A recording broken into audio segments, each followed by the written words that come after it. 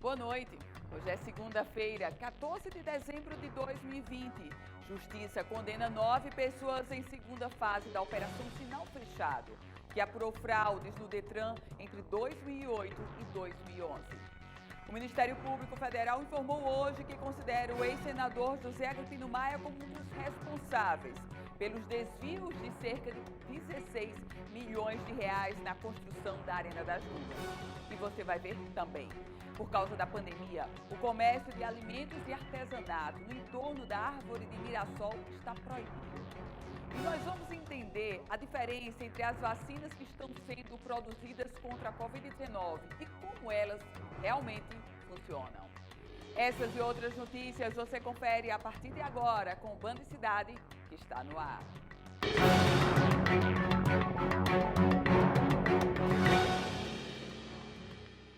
A Justiça Estadual do Rio Grande do Norte condenou 9 pessoas no julgamento da segunda fase da Operação Sinal Fechado, deflagrada pelo Ministério Público Estadual em 2011. A operação apurou suspeitas de fraude e corrupção no Departamento Estadual de Trânsito no Rio Grande do Norte, entre os anos de 2008 e 2011. Com 634 páginas, a sentença concluiu que o grupo atuou como para garantir a dispensa irregular de licitação para a contratação da empresa chamada Planet Business, a fim de que fosse dada a continuidade aos desvios de recursos antes apurados através de um convênio irregular. As 9 pessoas foram condenadas por crime como peculato, corrupção, associação criminosa, lavagem de dinheiro e crimes de fraude à licitação. Somadas todas as penas, elas alcançam 125 anos em regime fechado. Operação Sinal Fechado. Governo Iberê Ferreira. Operação Sinal Fechado que traz um contexto de corrupção, de ativa e passiva, servidores públicos entrelaçados com advogados, com empresários, uma grande fraude para lesar o patrimônio público, para lesar o meu bolso e o seu bolso. Nesse contexto, a sentença do magistrado Bruno Montenegro, aliás, competente magistrado, é uma verdadeira lição de punir. E me chamou muita atenção, porque tem 2 delatores nessa sentença. Marcos Vinícius Furtado e George Olímpio. Mas não pelo fato de serem delatores, o magistrado Bruno Montenegro os livrou da condenação. Aplicou sim, aplicou pena exemplarmente a todos, que sirva de exemplo. E por causa da pandemia, o comércio de alimentos e artesanato no entorno da árvore de Mirassol, na zona sul aqui de Natal, está proibido.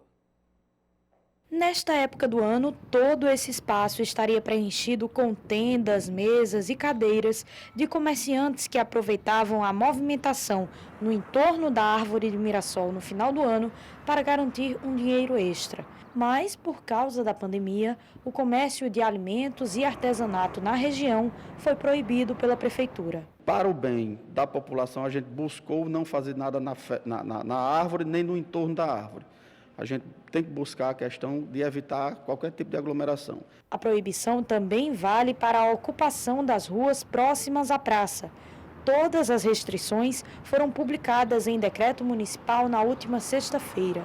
Cerca de 7 fiscais da prefeitura estão atuando na região para garantir o cumprimento da norma. Estamos com a fiscalização direta lá, nós colocamos praticamente uma base lá. Os fiscais estão lá praticamente 24 horas para evitar qualquer tipo de ambulante que queira colocar, ou o pessoal do food truck. A gente entende o lado deles, mas a gente tem que pensar mais na saúde esse ano.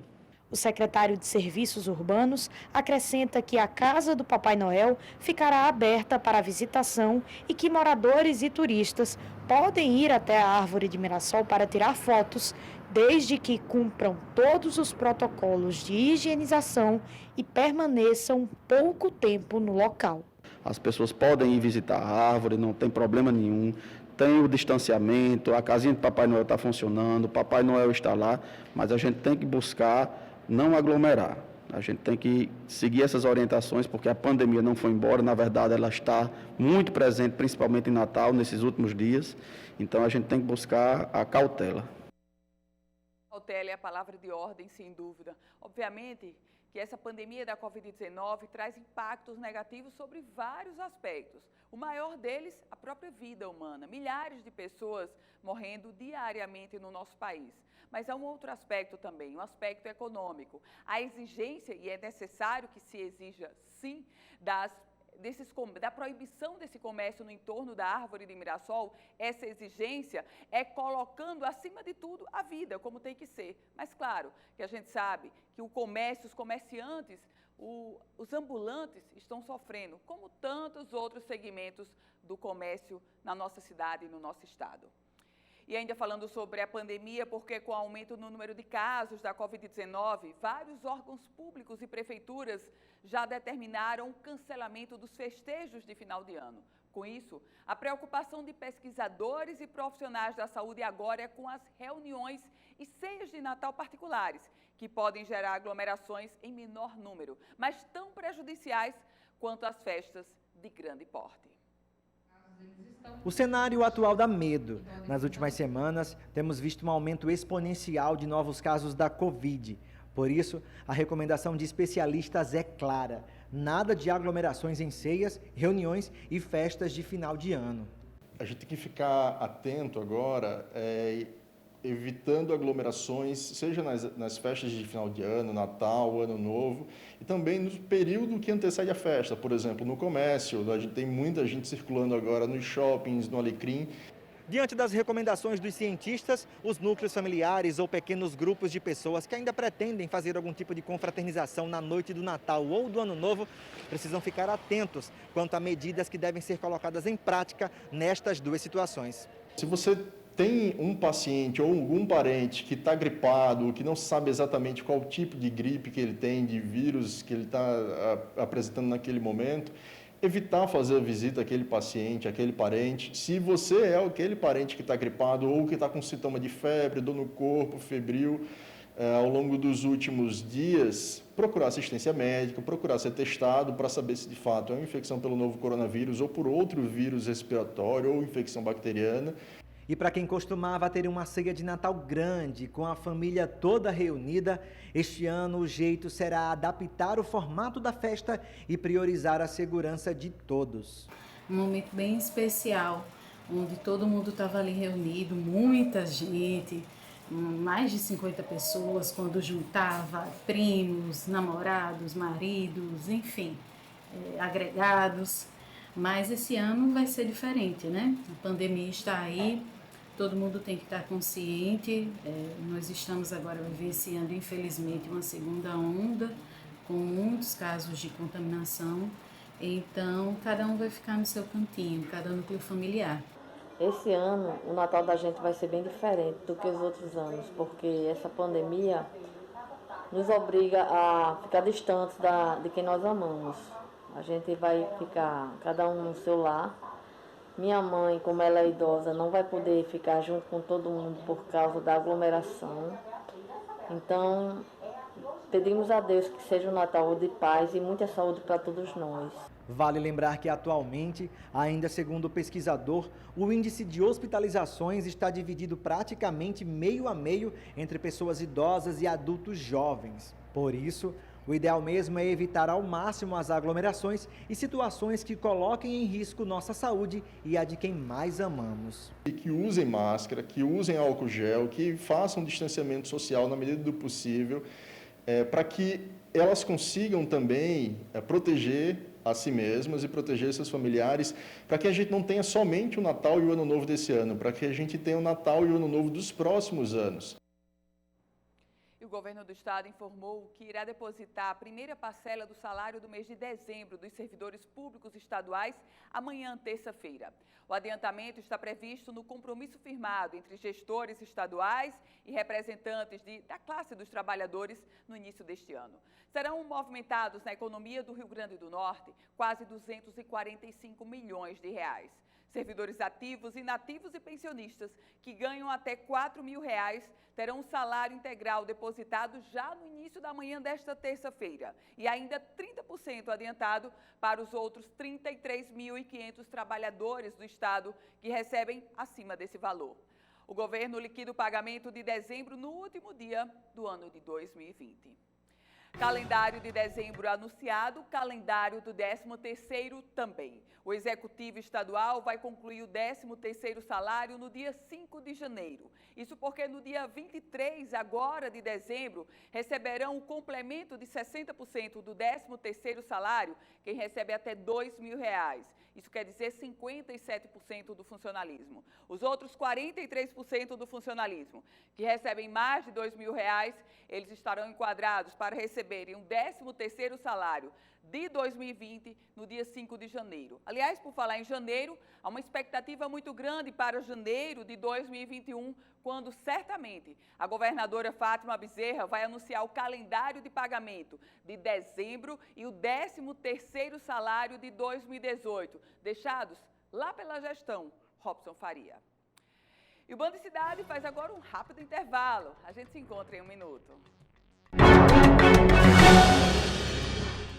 De volta com o Band Cidade. E depois de ter protocolado denúncia contra a ex-governadora Rosalba Ciarline, o marido dela, Carlos Augusto Rosado, e outras 8 pessoas acusadas de corrupção no processo de construção da Arena das Dunas, o Ministério Público Federal informou hoje que o ex-senador José Agripino Maia, embora não incluído nesse processo, é também considerado responsável pelos desvios. Segundo o Ministério Público Federal, José Agripino responde a uma ação penal e a uma ação de improbidade administrativa na 2ª Vara da Justiça Federal no Rio Grande do Norte, respondendo pelo recebimento de quase R$ 1 milhão em propina em troca de auxílio à empreiteira OAS, responsável pela construção do estádio Arena das Dunas, conforme foi veiculado no ano de 2018 na denúncia original do MPF. Essa informação veiculada hoje pelo Ministério Público Federal é realçando o que muito circulou nas redes sociais de que a denúncia divulgada na semana passada pela Procuradoria da República estava excluindo o ex-senador José Agripino Maia. Na verdade, excluiu o ex-senador José Agripino Maia, mas não quer dizer que ele não esteja sendo responsabilizado, já que só com relação à Arena das Dunas responde por outras 2 acusações. Aliás, a Arena das Dunas que já traz no ensejo diversas investigações e outros processos, outras denúncias, certamente estão por vir. E a gente continua na pauta federal. Vamos conferir as notícias do dia no Congresso. Quem traz tudo para a gente é Napoleão de Castro. Muito boa noite para você, Napoleão. Oi, Ana Ruth, meu cumprimento a você, cumprimento ao nosso telespectador nesta segunda-feira, a equipe Band Natal retornando aqui de Brasília, Congresso Nacional. Semana decisiva, Ana, porque vamos ter o encerramento dos trabalhos, o fechamento do ano legislativo em nível de Congresso. E com pautas importantes já a partir desta segunda-feira. E essa semana decisiva e de fim de trabalhos no Congresso Nacional terá votações importantes. A Câmara dos Deputados vota hoje o PLP 133 de 2020, que formaliza o acordo entre a União e os estados para encerrar disputas judiciais pela isenção do ICMS. De autoria do Senado, o projeto pretende encerrar a polêmica existente desde 1996 em relação à Lei Candir. Já na quarta-feira, o Congresso Nacional deve votar o projeto de lei de diretrizes orçamentárias, a LDO, é o orçamento para 2020.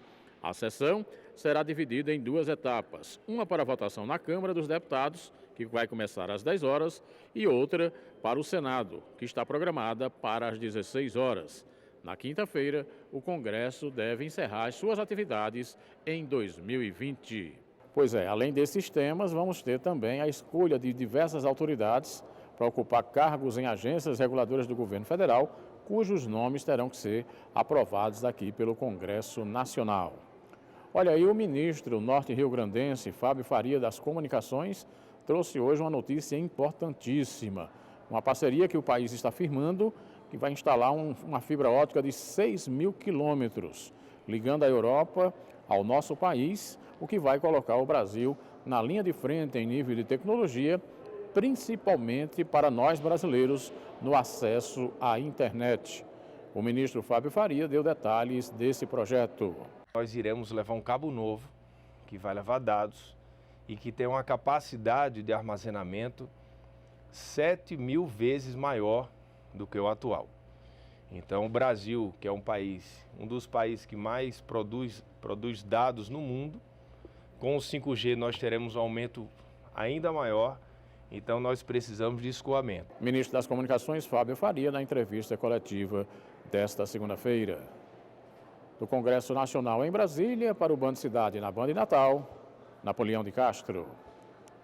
E uma decisão do ministro Alexandre de Moraes, que ainda depende de confirmação do plenário do Supremo Tribunal Federal, aprovou a ampliação dos prazos para a concessão de benefícios pelo INSS. O tempo para análise de aposentadorias, por exemplo, pode dobrar. Em março, a Tássia descobriu que estava grávida, um mês depois de ser demitida do emprego. Entrou com pedido no INSS para receber a licença maternidade. O filho já está com 3 meses e até agora nada. A gente tenta ligar, não consegue falar com ninguém, é simplesmente atendimento eletrônico e pelo chat do aplicativo do INSS é atendimento eletrônico também e umas opções que não é o que eu preciso.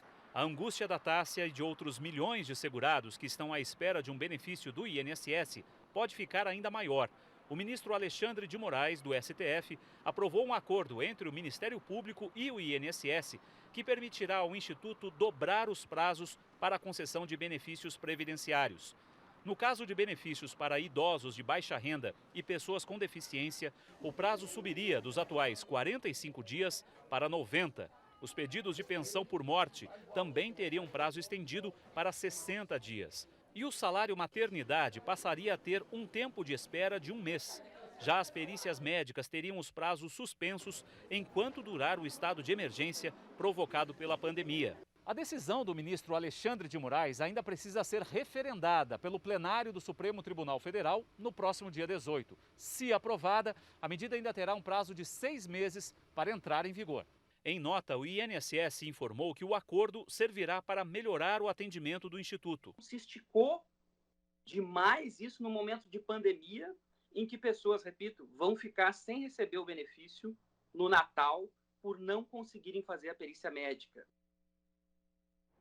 E no próximo bloco, nós vamos entender a diferença entre as vacinas que estão sendo produzidas contra a Covid-19 e como elas funcionam.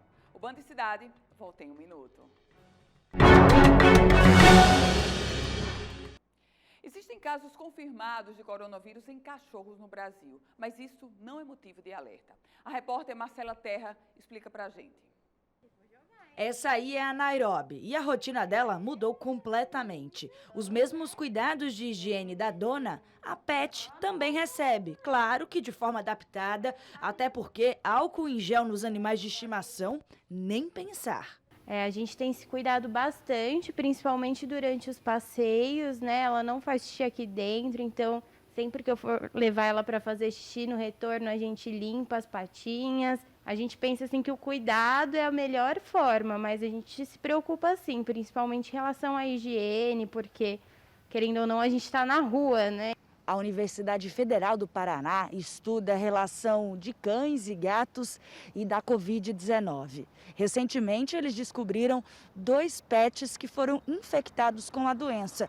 Mas, segundo os pesquisadores, não há motivo para preocupação. Ainda não existe nenhum trabalho científico comprovando, né? Assim, não existe nenhum teste em massa desses animais, tanto de cães quanto de gatos.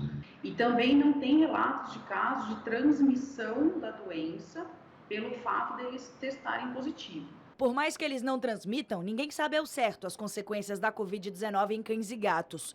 Por isso, limpar a patinha com um paninho umedecido, manter a distância de pessoas estranhas é importante. Lembrando, nada de usar álcool em gel em animais. Ele pode ser tóxico, trazer problemas aí bem sérios para esses animais, então não deve, além de dermatite, essas coisas, a gente não deve usar álcool gel nos animais. E com tantas notícias sobre as diferentes vacinas que estão sendo produzidas contra a Covid-19, muitas vezes o público acaba se confundindo. Você sabe exatamente a diferença entre os imunizantes e como eles funcionam? A repórter Sônia Blota explica pra gente agora. Na história da humanidade, nunca houve uma vacina desenvolvida tão rapidamente. O protocolo tradicional prevê 3 fases. A fase fase 1 é aplicada em um número pequeno de pessoas para testar a segurança e a dosagem. Na fase 2, centenas de voluntários participam da análise que avalia se o imunizante produz a resposta esperada. E na terceira e última fase, milhares de pessoas são testadas para comprovar sua eficácia. O programa de vacinação ele não é feito só com o laboratório produtor. Ele é feito à base dos voluntários que se voluntariam para emprestar, na verdade, a sua saúde para o desenvolvimento de um novo produto. Depois da revisão regulatória do estudo, a vacina pode ou não ser aprovada e a produção das doses autorizada. Tudo isso costuma levar, em média, 10 anos. Só que no caso da Covid-19, tudo foi feito em 10 meses. Mesmo assim, o mundo pode contar com opções eficazes de imunização. Isso acontece porque cientistas já pesquisavam outros tipos de coronavírus antes da pandemia. E nenhum outro imunizante utilizou tantos recursos tecnológicos e investimentos financeiros como estes contra a Covid-19. Mas você conhece as vacinas que podem estar disponíveis em breve? Eu estou bem atenta a todos os tipos que estão vindo aí, né? Eu estou tentando acompanhar, mas eu ainda não entendo muito bem as diferenças e peculiaridades que existem de uma para outra. A nossa esperança é que dê certo, né? Que saia logo para a gente poder passear com mais tranquilidade. A Oxford AstraZeneca é desenvolvida em parceria entre a Universidade Britânica e o Laboratório Anglo-Sueco. A eficácia varia entre 62% e 90% e ela pode ser armazenada na temperatura normal de refrigerador. O tipo de imunização é via vetor viral, que no caso é o vírus geneticamente modificado para acordar o sistema imunológico para produzir anticorpos contra o coronavírus. A russa Sputnik tem eficácia de 92%. Ela também pode ser conservada em temperatura de refrigerador e utiliza o mesmo princípio do vetor viral. Mas o imunizante ainda não teve os resultados publicados e avaliados pela comunidade científica internacional. Primeiro, precisam ser publicados e, segundo, precisam ser submetidos a uma agência, a uma autoridade sanitária. Aqui no Brasil, elas têm que ser autorizadas pela Anvisa. Já a americana Moderna e a parceria entre os laboratórios Pfizer dos Estados Unidos e BioNTech da Alemanha garantem 95% de eficácia. O imunizante da Moderna deve ser armazenado em 20 graus negativos e o da Pfizer em 70 graus negativos. Ambos utilizam a técnica do RNA mensageiro. Ele carrega a mensagem de como fazer um novo vírus. Eu coloco dentro de uma bolinha de gordura chamada lipossomo. E essa é a vacina. O Brasil e a China devem entrar em breve nessa lista. Na próxima semana, o estudo referente à terceira fase de testes da Coronavac deve ser entregue à Anvisa. A eficácia, ainda não comprovada, pode chegar a 97%. A vacina deve ser armazenada na temperatura normal de refrigerador. A imunização é feita com o vírus inativo, fazendo com que o sistema imunológico identifique o invasor e produza defesas contra ele. Todas as vacinas desenvolvidas até agora precisam de 2 doses para que a população seja imunizada. No início da pandemia, quando nós nem conhecíamos ainda o agente causador dessa síndrome respiratória, ninguém imaginava que menos de um ano depois estivéssemos com tantas vacinas, chegando na reta final, praticamente todas ao mesmo tempo. E essa semana tivemos a grata surpresa de ver um primeiro indivíduo vacinado e aguardamos mais notícias muito boas. E o Band Cidade vai ficando por aqui. Lembre-se que todas as informações da política você confere no politicaemfoco.com. Esse é um site especializado na política do Rio Grande do Norte e do Brasil. Você continua com a gente porque chega agora o Jornal da Band. Nosso próximo encontro, amanhã, 18h50, está marcadíssimo. Uma excelente semana para você, ótima noite e até amanhã.